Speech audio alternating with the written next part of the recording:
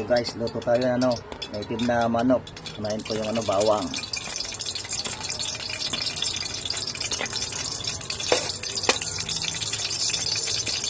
Kuluan lang konti.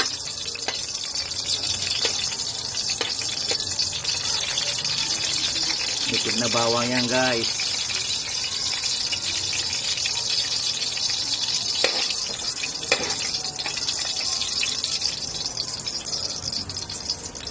Loya. Ayan. Mas masarap kasi pag may loya guys. Pakulayan lang natin konti yan. Mag-adobo tayo ng native na manok. Yung nilalagay natin konting bagoong.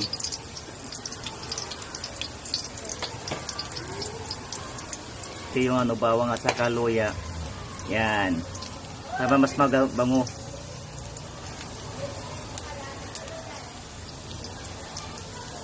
Ito na guys. Yan. Kaya na native na manok.